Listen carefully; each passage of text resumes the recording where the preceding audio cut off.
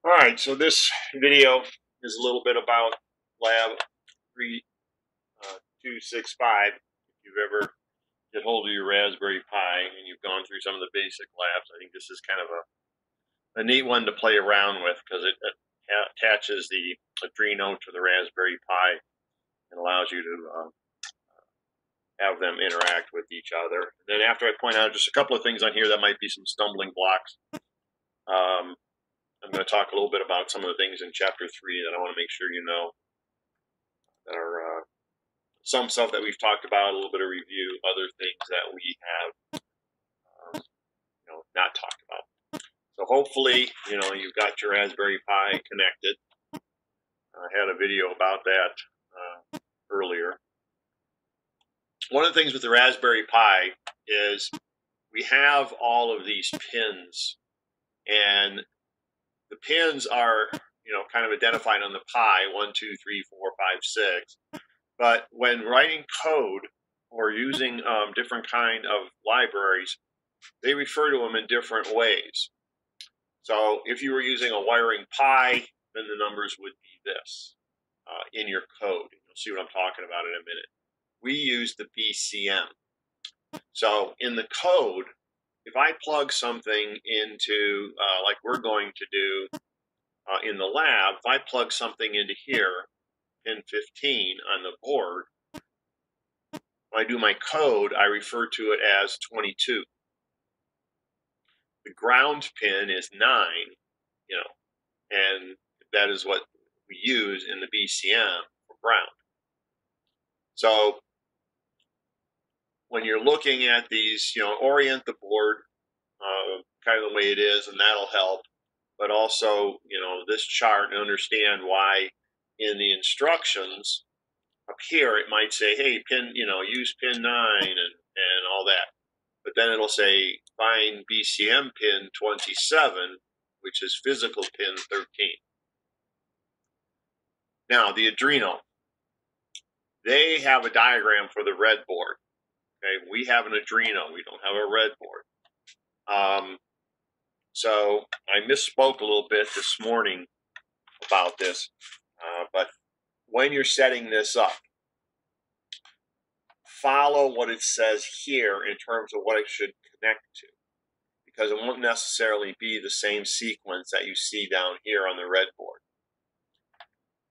So the right leg of the pedometer, which here, would be the black line, that needs to go to ground. So on your Arduino, find the ground, plug that one in. The middle one, the green one here, that has to go to the AO output. So the analog pin AO on the board. So it's not going to line up necessarily exactly like this. Okay. Follow the directions here. The Raspberry Pi, no problem. All right. The other part that's a little difficult is we are going to connect to the Raspberry Pi with a USB port. Well, I need to know the USB port on the Raspberry Pi. So this bit of code will tell me what the serial port, the COM port, is on the Arduino and the Raspberry Pi. There's two kinds, ACM, USB. Ours is not going to probably be USB. Ours is, we're plugging it into what they call a USB port. Ours is going to probably be called ACM. It's probably TTY ACM 0, but plug it in the Raspberry Pi, and then what you do is you run this code down here, I'm sorry, not there, up here, to identify the which one it is. Then once you find out what it is, I think because I've already executed mine, it's not in here right now. But it'll be in yours. Next, we want to run this because we have to update some firmware to the Arduino. So we execute this, but the key here is this right here. It'll probably say TTY USB 0. You have to change it to whatever answer you got when you ran this program. And as I said, ours will probably be TTY ACM 0 or 1 or whatever COM port you're using. So then when you run that, it will upload the firmware to the breadboard, or I'm sorry, to the Arduino. All right, then to actually, and you know it works when you get a 0 for the output. If you get a 1, that means you did something wrong. It didn't work. You got to keep doing this until you get a 0 for your output. You'll see at the bottom of the window. All right, then this is the code that we're going to do. And a couple of things in here that, are a little kind of all over the place. If you did the initial blocky code, they go through some of this. But, for example, we don't have a put comment. We just have comment. Everything else is pretty much straightforward. But where it's set, and again, here you have to change this. Right? So it says connect Arduino on port. You got to change this. Now, I had some trouble getting that typed in. But this is actually in the Arduino commands, and then this is actually in the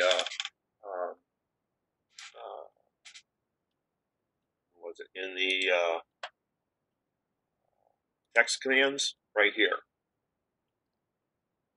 So this is the code that I did down here.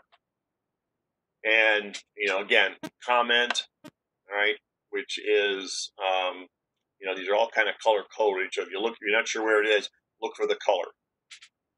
So like the setup channel is that brown color, which is, those have to do with the pins. And then this is what I was talking about before, the BCM. So we're using this mode, okay, instead of a board mode, because that's why we're using pins 18, 25, 22, 23, and all that stuff. All right. So their output, we got to set them to output because we're going to light up the lights. As I said here, connect Arduino on port. So the set Arduino pins and things like that are all here. Analog read on pin 0. So those are the things that that deal with the Arduino.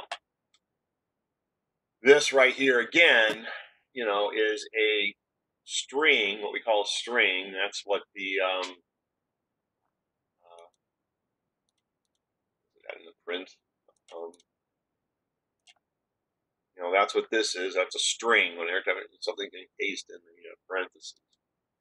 So again, I had a little trouble getting that typed in. You may have to play around with it. Hopefully, it will work out. But that tells the Raspberry Pi, hey, this is the COM port that we're using. Just like when we're in the lab, we have our different COM ports. This is for the graph at the end, and this create list.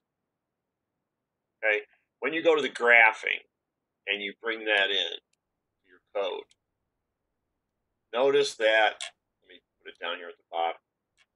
It's got like it's got room for 2 inputs. We don't need 2 inputs. We just need 1. So what you can do here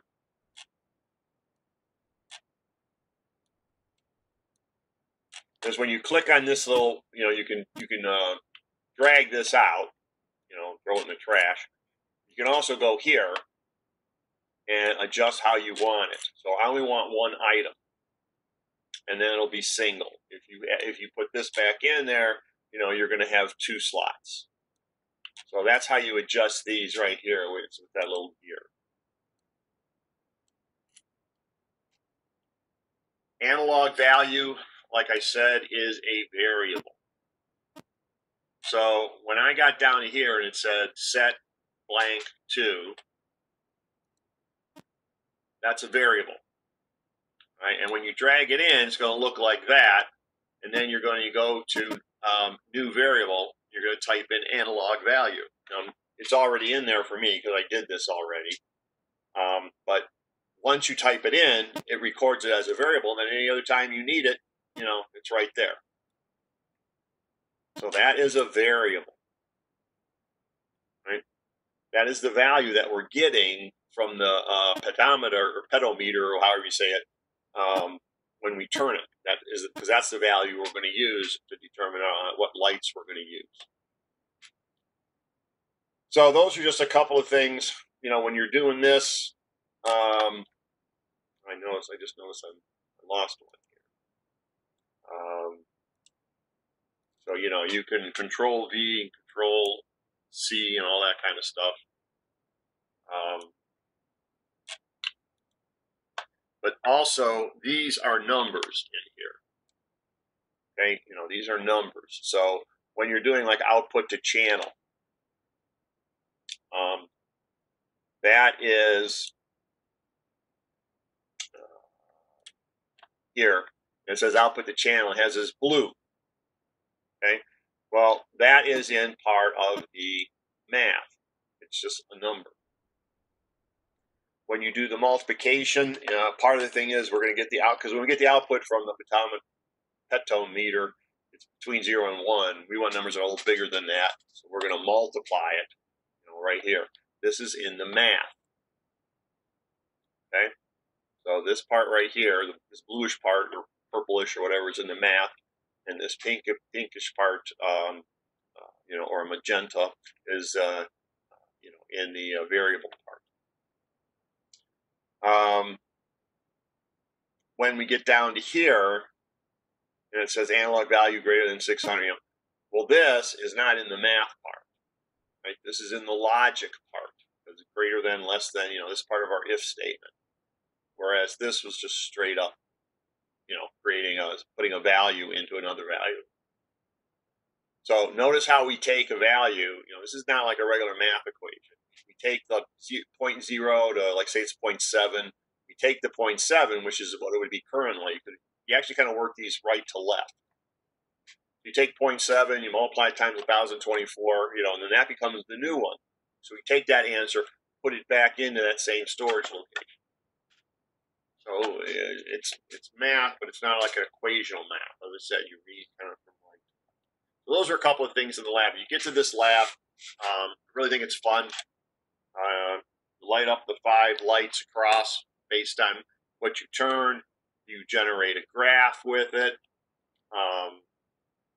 Down here is a graph of the position. And then at the very bottom, they want you to, so here's what it is in Blocky. They want you to copy this on the Python code and paste it in down here. This is what it would look like written in Python. And then play around with it. So a couple of things when I played around with it was, I changed some of the values and then turned it, and to see if it would, how that affected the lighting of the lights. The other thing I did was I made the less than into a greater than and flipped it. So that instead of all the lights being off, all the lights were on. And then depending how I turned it was how many lights I would turn off. So, you can play with different things, in the scheme, but just to kind of get you familiar with some of the code. All right, I know some of you don't have Raspberry Pis. Get them, and or if you ever get back and you get to yours, that's a good lab to do. All right, so in Chapter 3, just a couple of things. The test is next Wednesday. Get your study guide done. This has to do with the Linux file permissions. All this stuff you can do.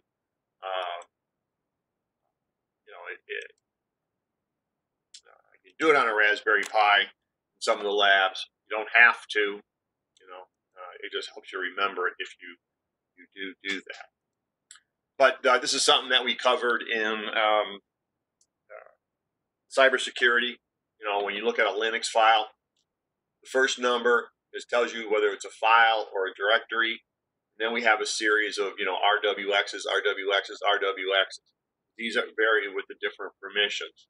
As a user, you might have different permissions than everybody in a group. So if I have a teacher's group, and a student's group, well, a teacher group might have full permission, as a user when I log on. But if a student logs in, they're in a student group, so they would only get the group permission. And 000 means nothing, nothing, nothing. So if this was just a file with no permissions, it'd be minus and then 000, 9 zeros. Otherwise, it's a combination of ones, zeros that turn on the W's or the X's or the R's. These are the basic Linux commands. I mean, these are the most basic commands that you really should know. Just in general, they're commands that you're going to come across, especially if you stay in any kind of computer stuff. So that was one part, and this was the part where you practiced on the Raspberry Pi using some of the commands. One of the neat things with the Raspberry Pi is when I launched this was one that and I think we talked about this, or at least some of us did a little bit in class before we left, is you put it in terminal mode, which I am currently now forgetting how to do for the Pi. Yeah, over here. So what was it?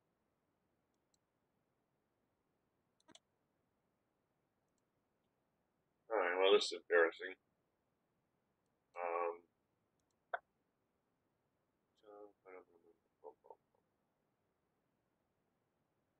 Oh, in here. New terminal. So there's the terminal, and then these are the commands, that we execute. We want you to play around. So even if you don't have the Raspberry Pi, you can still kind of look at this lab, at least be a little bit familiar. But these are the most basic ones that you should be familiar with. All right. The other thing was in Python, there are a couple of variable structures that we need to be familiar with that you may not have heard, in the past. One is range. So this is something like, especially if you're doing an iterative loop, the word range, whatever number you put in there, it'll do an index or an integer range. But notice when we say 3, it's not 1, 2, 3, 0, 1, 2. Computers always start at 0. Right? So it's a range of 3 integers, but integers start at 0. So you can even get trickier with it, 3 to 6. Again, the third digit should be 0, 1, 2, and then so the next one we're going to print, is 3, 4, 5. Again, notice, we're one less because of the way we're starting. Or you can go from 4 to 10, count by 2s. So range command. When you create a list is exactly what it says, and you give it a name. So when it is a tuple, then these are things that once you create them and put them in a certain order, they can't be changed. So I make this list, and it goes dancing, singing, 418, 42, and 1, 2, 3, 4, 5. And if you notice the command, I say print. So the first thing I'm going to do, I'm going to go to list tuple1. I'm going to print item 0, which is this, because it's 0, 1, 2, 3. So I'm going to print, this is just the string I was talking about, single quotes, when you do it in Python. Blocky had the double quotes, and then tuple1, 0. And then same thing here. In list 2, I want to print a range from 1 to 5. Well, notice again, 1 refers to this. That's 0, that's 1, 2, so forth. So 1, 2, 3, 4, 5. I stop, here. That's why I just get these 4 things. So you think 1 to 5, that's 5 things. No, it's 4. But these lists cannot be changed, right? Once they're created, they're created. I should have said the list, because a list is another data type. So it's very similar to a tuple, except that these are lists that can be changed and updated. So here, when I create a list, I got these 4 things. Here, I got a second list with the numbers, and then again, print list 1, 0. So I would go to list 1. First thing is car. Car is what would get printed. Do a range from 1 to 5. So it's very similar to what we just did. The difference is down here. So I can come in here and I can say, hey, print me the number 2 in list. Well, that'd be 0, 1, 2. That'd be the number 47. You know what? I want to change that. List 2, I now want to be 2017. So then I print it again, and it comes out as 2017. And if we were to do, to see the list, it would say car, train, 2017, 2016. So unlike a tuple, a list, very similar, but a list is changeable. But it has a very specific order. So a set are unordered, right? But each one has to be unique. So I set X, be this series of numbers 1, 2, 3, 1, 2, 3, 1, 2, 3. Set X,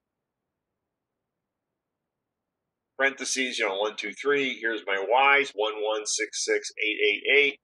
Set Y, well, it's just 3 numbers, 1, 6, and 8. It has to be unique. Bird, cat, dog, dog, bird, bird. Bird, cat, dog. Now, dog, bird, bird.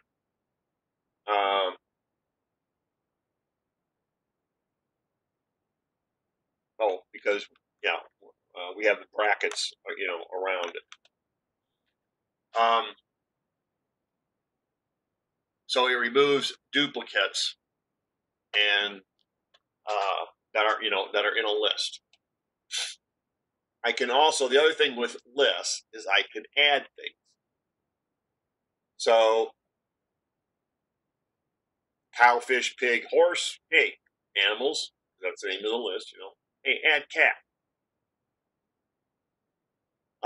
Then print the animals. So notice it just kind of put cat in there. Didn't really give it any, specific kind of order, because these are unordered. There's just a group of things, no specific, like this has to go at the end, or this is number, this is, remember when we did the 0, 1, 2, 3, and the tuples in the list. Or you could delete something. So add, or I can go to group in animals, and I can discard fish. So now when I print out the group, we'll fish. Okay. And then the last one is a dictionary. And a dictionary is where you kind of combine a value and what we call a key. So in here, this dictionary, the value is 34, the key is age.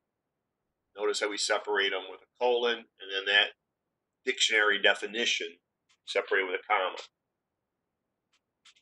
Rome, is the value that goes into city. 2016 into year. So if I were to print out the dictionary and I said, hey, what's the definition of city, according to the dictionary? Rome. What's the according to the dictionary, what's definition of year? 2016. So again, you can update a value. You can just say, hey, dictionary, that's what we called this particular set. So go to year and give it a new value. So I redefine it what it is. Or I can even create a whole new element. Hey, I'm going to create a new definition in the dictionary called sport. And the sport's going to be swimming. But I could say certain commands, for example, what is the length, of dictionary? So now that I added, before it was 1, 2, 3, 4, age, city, year, and month. When I added swimming, dictionary now has a length of 5. It has 5 items in the dictionary. So those are just some definitions that I wanted to go over. Lastly, importing code. So this is sort of like where you can create a script, or like when we create our commands, at the very top of a code, like we're inputting the Raspberry Pi GPIO inputs. And part of that is the, we're using the GPI. This command is in this library. And the Arduino utility, what allows us to connect an Arduino is because it has this Pi Firmware that we uploaded to the Arduino also earlier. Chestnut graph, well, when I put this command in here to draw a chart, that's a special library. I don't have to worry about how to set this graph up or anything. It's already built in for me. All I got to do is, use graph. And then, of course, time import. We import that because, here we're using time right here. So you can do the same thing here. You can make your own. So here they had you create one that generates the Fibonacci sequence. If we were in class, I'd give you a whole bunch of information about all that. Really cool. But then you can actually input it in your code. So once I say input 50, I get these two functions. If I just say fib, it's going to do this code. If I say fib2, it's going to do this code. So I can import it in. And then if I say, hey, fib 1000, it's going to run this code, and n is going to be 1000. So I'm going to run the Fibonacci sequence up to 1000. I don't have to do anything else. I just say, hey, I imported this. Those tools are in my toolbox. Execute them with these commands. All right. So I'm going to close it there and post this in the Webex on the modules. And I will be making one later on that talks about some of the things in Chapter 4. Good luck and be safe out there.